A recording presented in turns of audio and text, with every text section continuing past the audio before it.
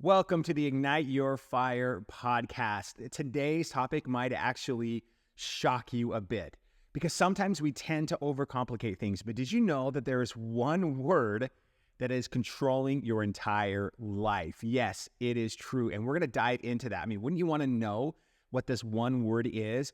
Because when you can master this one word, everything in your life completely changes.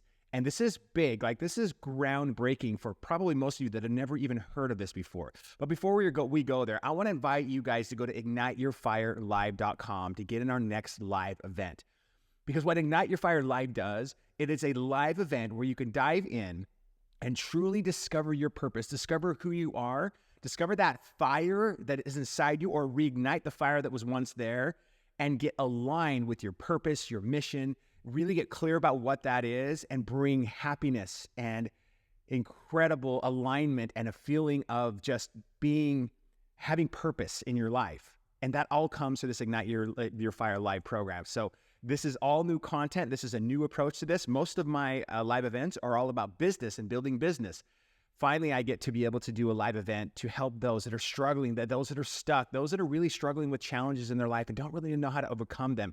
Maybe have goals and aspirations, but they don't exactly know how to get there. So that's what Ignite Your Fire Live is all about. So go to igniteyourfirelive.com and have an opportunity to join that live event. Also, make sure you like and subscribe this or whatever channel you're on. Make sure you follow this for more content because we're going to be pushing out a lot of content because some incredible things have happened. So I want to talk about this M word. Now, the last few weeks in my life have actually been a little bit insane. Starting with about 3 weeks ago, my brother-in-law passed away. He passed away from a 2-year battle of liver cancer. And, the last few months, of course, we've known that he wasn't going to likely last very much longer. So we had an opportunity in November to travel with their family to California. We spent some time together. And then, of course, my wife especially was very helpful in terms of being with him, and especially in the last week or so of his life, of trying to help the family as much as possible. They live in a different state than we live in. But an interesting thing happened. He died on a Thursday. 2 days later, we actually had one of our daughters and her husband had a child. So yes, a grandbaby, which is crazy to even think about 2 days later. Around that same time, we had a niece that had a baby. And then 2 days after that, my mother-in-law, kind of unexpectedly, although she's not young or wasn't young, passed away as well. So within 4 days, we had 2 deaths and we had 2 children born in our family. And just think about the roller coaster of that, from a brother-in-law who lost a 2-year battle of cancer, who has 5 children, 4 girls and 1 boy, and a mother-in-law, my wife's mother, who is an incredible individual who served long. She was in her 80s when she passed away. And thinking about, wow, we now have 2 funerals within 1 week and 2 baby births as well. 4 days, all of this happened. And it was actually kind of an incredible experience. And let me explain why. Looking at my brother-in-law's situation, it was amazing to go to this funeral. And, I knew my brother-in-law, but I didn't know my brother-in-law. Because going to the funeral, listen to his children speak about who he was and the father that he was, it was absolutely inspiring. He's a brilliant guy. I can't remember how many degrees he had, 2 or 3. One of them was a law degree. And he was a programmer as well. He just was one of the smartest people I've ever known. And he was a huge University of Tennessee fan. And it was funny. It was about a year ago when he knew he was going to die, he created a bucket list of all these things he wanted to do. And there are, 12, 14 things on this list. And I think he accomplished almost every single one of them. And his biggest one, growing up in Tennessee, he was a Dolly Parton fan. And being a Dolly Parton fan, his one wish was to have a conversation or to meet Dolly Parton. And that actually happened about 2 weeks, maybe 3 weeks before he passed away. He had the opportunity to talk to Dolly Parton. She actually called him on his phone and had a conversation and sang to him. And by the way, you can search this. It's all over People Magazine. It's all over, most of the media outlets covered it as well. It made national news. It went viral of how my brother-in-law, look up Dolly Parton and Dying Man of Cancer's final wish. And you'll see it all over the internet. But what an incredible experience to learn from this person. Now, it's funny. If you faced death before, it can be heart-wrenching, heartbreaking. I think about 5 children not able to be with their father ever again. Their youngest under 10 years old, 4 girls, 1 boy. And I think about how tragic that is. And then I experienced this funeral, and I think about how incredible his life was. What a celebration of a life well lived. And I think about the legacy that now lives on in the children of that great man. You know, how many of you, and I want you to think about this, have evidence or have seen evidence in your life that people are mean, cruel, you can't trust them? How many of you have had evidence of something like that? I think most of you can say yes. How many of you have evidence that people are kind, people are generous, people will go above and beyond to help and serve one another? How many of you have evidence that that statement is true? Well, it's interesting because I was at a live event in the Bahamas where I was doing a mastermind back in January, so 2 months ago. And I asked this very question. The first question I asked, about half the group raised their hand. The second question I asked, about half the group raised their hands. And so then I said the following: which one is right? Think about that. You probably have evidence that would support some truth to both claims, but the claims are opposite. So which one is right? And that's when we want to dive into this M word, the thing that is controlling your entire life. Because going to these funerals and experiencing what we've experienced over the past 3 weeks, I had a choice to make. I could choose, or anyone really could choose, and they would be rightfully justified to do so, choose to believe that why would a father of 5 children be taken before at such a young age while his kids are still young? And some of them have now graduated from, or most of them have graduated from high school. There's 2 left at home, but still very young. Why would God do this? Why would cancer hit a good man, a good person? Why would this happen to him in such a tragic experience and 2 years of chemo and radiation and stress and struggle? Why do good things happen, bad things happen to good people? And ultimately, if you've ever had an experience in your life where you lost a child, or you lost a mother or a father or a brother or a sister or a best friend, and we've had a variation of most of those scenarios in our lives, and I've seen it destroy people. I've seen it have them question what life is truly about. I've seen it have them carry a lot of resentment, not necessarily because of the person that died, but because they died too young or died in a bad circumstance, or this happened to them, or maybe somebody else caused the death. Or I could look at the situation and I can say, wow, this legacy lives on in the 5 children of this man, that his life will live on through them, that what an incredible gift that he gave them in the life that he was able to live, and now they have the rest of their lives to become more like their father whom they love so much. And it could be a celebration of a life well lived rather than the tragedy of a life that was shortened. So when I went and asked you that initial question to see which truth you could support, and all of us would have evidence for both, again, I asked you, and same with this situation, which story is true? Which case is true? And it 100% has to do with this. It is all about the meaning you give to it. So here's the incredible thing about meaning. You can choose the meaning for anything and everything that happens in your life. These 2 scenarios of he died too young versus he left a legacy, one, of course, would be a choice for me. And I choose to believe that, and not necessarily, yes, it's a tragic situation, but I chose to see it as, wow, what a celebration of an incredible life, what an incredible legacy. I choose to see that people are good, that people do incredible things for other people, that people do want to serve and help one another, that neighbors for the most part are good and they have good intentions. I choose to see people that way. That's the meaning that I've created. So I want you to look at your life and ask yourself, or even look at the scenario before you look at your life and ask, which meaning would be more empowering?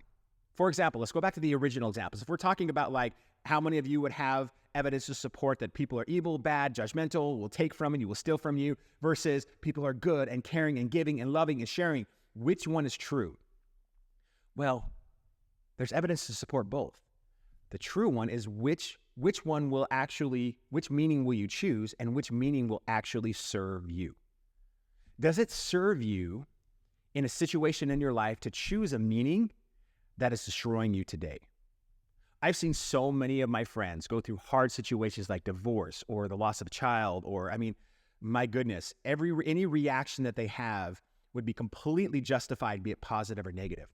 But I've also seen the meaning that they chose destroy them and turn them to drugs and alcohol and addiction and etc. But I've also seen those that chose a different meaning. Let me give you an example. One of those powerful examples I've ever read, which when I read it several years ago, still has made a powerful impression on me today. And you may have read this story. In fact, there's a book about it, and I can look it up and see if I can find it. But there was a man that was driving home in a van with his family. He's married and he had several children. Was hit by a drunk driver. Killed his wife. Killed, I think, all but maybe one or two of his children as well. So this amazing family goes out, driving back, get hit by a drunk driver, and their entire world was rocked completely in 1 second. And the driver was a teenager who made a bad decision, who decided to drink and decided to drive, and killed some of this man's family. So he went from having a whole family to a child struggling in the hospital, him beat up as well, and losing his wife and some children in the meantime. I don't know how anybody gets past that. How do you deal with that? How do you deal with a situation like this? Well, the story of what happened, and I wrote it about in my book, Commit First. It's one of the most powerful stories I've ever heard. This father would be completely justified in choosing a meaning like, I want to destroy this boy. I want to see him, even though he's a teenager, I want to see him behind bars for the rest of his life. He needs to pay for what he did, and that would be completely justified, in my opinion. But he didn't do that. I'm sure we obviously don't know the story and the darkness that happens behind closed doors in a situation like that. But when he wrote his book and looking at the actions of this man, he chose a different meaning. Yes, he chose to hold this boy accountable, but at the same time, he went and actually visited this boy in prison. And they had a conversation. And he forgave. He forgave this boy for killing several members of his family, children and wife. In fact, he went so far as to testify at his trial on behalf of the young man, asking the court to grant some leniency to the situation and not destroy his life by putting him in prison forever. Ugh. I don't know that even 1 out of 1,000 people would choose that meaning. I don't know if I've never heard of a story of somebody actually choosing a meaning. He chose, instead of choosing a meaning that would destroy this young man's life, rightfully so, for what he did, for a stupid decision in the moment, chose to forgive him. He actually worked with him and tried to help him recover, because he was also facing pain in his life, pain of knowing that he had killed several people because of a stupid decision that he made, this boy. And the father of this family testified on behalf. He was in his court. Wow. It's not only a powerful example of forgiveness and of showing kindness and compassion, but this is a powerful example of meaning. Because instead of this father choosing a meaning of what happened that could have destroyed him and other people in the situation, he chose a meaning that not only empowered him, but empowered others and caused thousands from his book and from his example to experience something very powerful in their lives as well, because he chose a meaning.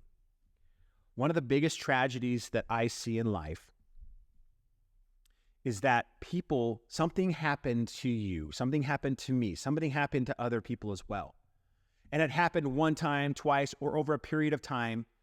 And here they are 10, 20, 30 years later, still holding on to a meaning, a negative meaning that is destroying their lives. If you are holding on to a tragic situation and reliving this over and over and carrying it with you every single day, isn't it time to free yourself? Isn't it time for you to stop suffering from somebody else's sins, somebody else's mistakes? Isn't it time for you to free yourself and stop giving your power away to somebody else because of the meaning that you chose? I am not saying that what happened was not, and how you reacted was not completely justified. I am not saying that what happened was right. It was wrong. And I'm sure it was wrong in your situation. And there's so many inexcusable acts that people cause upon other people, like abuse or sexual abuse. And there's just so many things, heinous acts that people do commit that are not justified at all.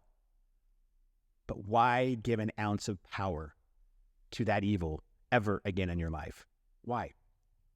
And I'm not saying this is easy, but you have the ability to choose a meaning for everything that happens. Life is not about what happened.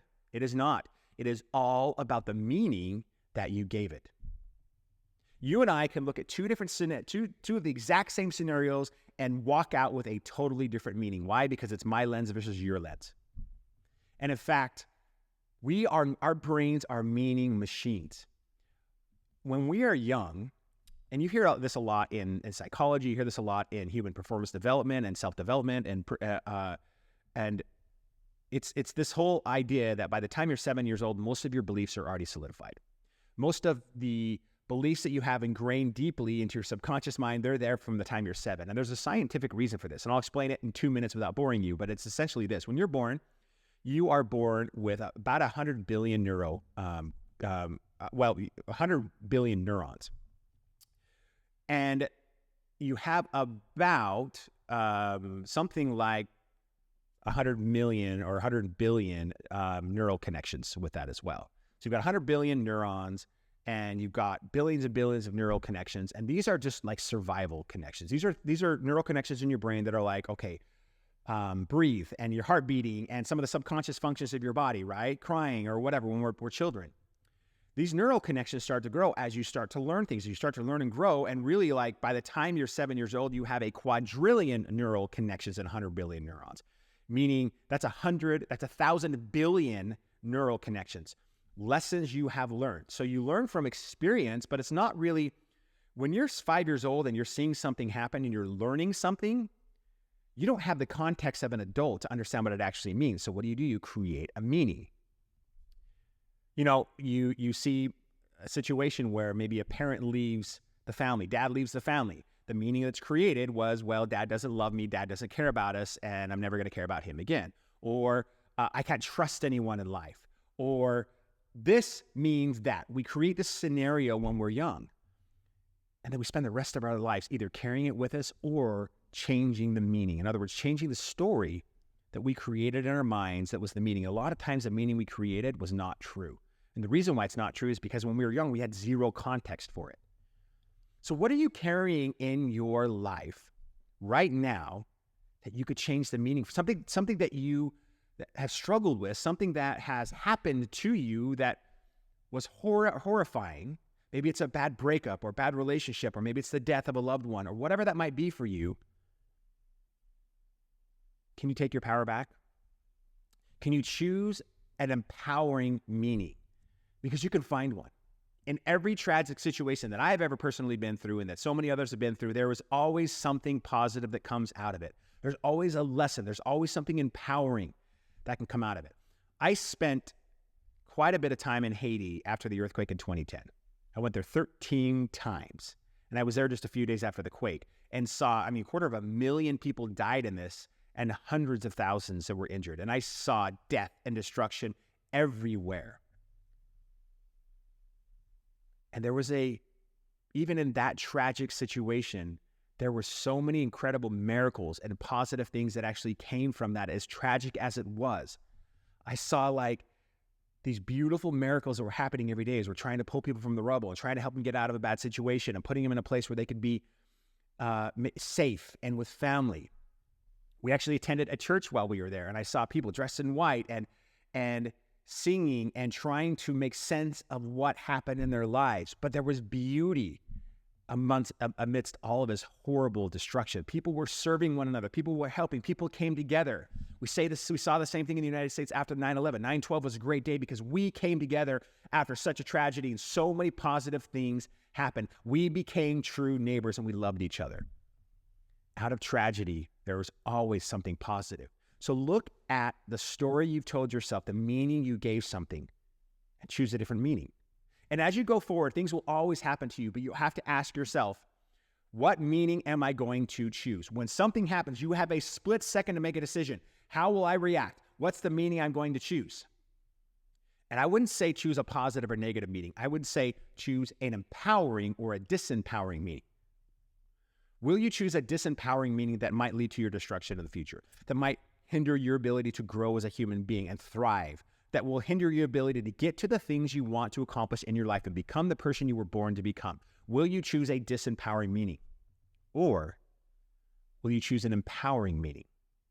An empowering meaning, find the light in a dark situation. Find the opportunity to create a meaning that actually empowers you, that's consistent with who you are, who you can become, and will support that type of a person. Because it's your choice. And when you choose a disempowering meaning, you suffer from it. Isn't that true? Every time we choose a meaning of some tragic situation, again, it's completely justified. There's nothing wrong with thinking that way or choosing that meaning, because there are some things that are hard to justify, right? They're hard to look at in a positive light. But when you choose a disempowering meaning, it can separate you from who you really are. It can keep you from the person that you were born to become. Versus when you choose an empowering meaning, it can support you in the person who you want to become. And it can help you find positivity and light in a dark situation, just like this father did that lost most of his family. Life is not about what happens. It is all about the meaning that you give to it. The meaning controls your entire life. The meaning is influenced by our identity, by all of our beliefs and our thoughts about how things are, how they should be. But the key isn't at this point to dive into that, although that could be a different podcast. The key is choose a meaning that will empower you. Change the story. Yeah, change the story that will actually empower you and give you what you want. Because again, you can find dark in every situation, and you can find light in every situation. You can find a disempowering meaning in every situation, and you can find an empowering meaning in every situation. And when you choose a disempowering meaning, another thing happens. You suffer. And I'm here to tell you right now that the pains of life, they're inevitable. They will happen no matter what. We all experience pain. Pain is just part of life. But suffering is a choice. Yes, suffering is a choice. We choose to suffer from something. When we choose a disempowering meaning and we hold on to it for years, we suffer for years. And the minute we decide to change that story to an empowering story, all of a sudden we stop suffering. And we stop giving our power away. We take it back to our own lives and don't allow the circumstance or the person that hurt us or whatever that might be to influence us one more single day. Will today be the day that you draw a line in the sand and said, I had enough? Because this is hurting me. I'm choosing to suffer from this, and I will no longer choose to suffer. I will choose an empowering meaning. I will find the light in the situation. I will change my story. And how do you do that? You ask yourself, in that terrible situation, what's the story that I chose? And I would highly recommend writing it down. What's the story that I chose in this situation? And then I would actually ask, what's the opposite story? Because it will help you create a better empowering story that will help you, that will impact you positively in the future. What's the opposite of that story? And then ask yourself if the opposite of that story is true. Most of the time in my 15 years of coaching people, I found that the opposite story is almost always true. That what actually happened and the opposite of what the negative story that you told yourself is actually true. It's crazy. And then ask yourself, is it true? And if it's not, make sure that it is.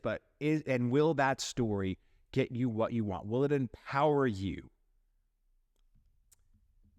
And then every time moving forward, anything that happens to you in life, make sure you always choose an empowering meaning.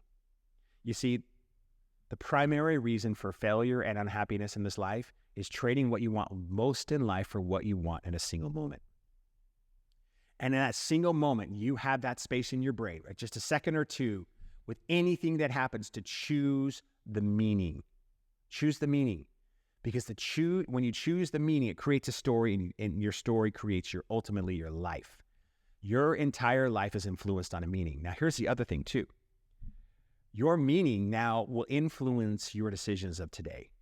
For example, in that situation where I told you where somebody maybe had their father walk away from them as a young child, and so they have trust issues and other things. If you can choose an empowering meaning, all of a sudden it can heal that trust. You can start trusting again. You can start realizing that there were other things going on in that person's life, likely that had nothing to do with you as a small child, for example. And I've seen that exact scenario over and over again. But when you choose a different meaning, all of a sudden you now take the power back, and you now can make better decisions in the future, because now you can heal from that and stop making decisions based on somebody else's act or what somebody else did to you in the past. Now you can make a decision based on who you are today and who you want to become, and that empowering situation and story that you created for yourself. It is so powerful. We could dive like hours into this, but we're out of time. So I hope that's helpful. I hope this in some way makes you think about some of the decisions and some of that baggage and some of that suffering that you're carrying around, and choose a different meaning. Create a new story. Create a different meaning that will actually empower you and get you what you want. And as you do, you will find out that your life was changed. And more than anything, you'll start igniting and reigniting that fire that is inside of you. All right, guys, have a great day.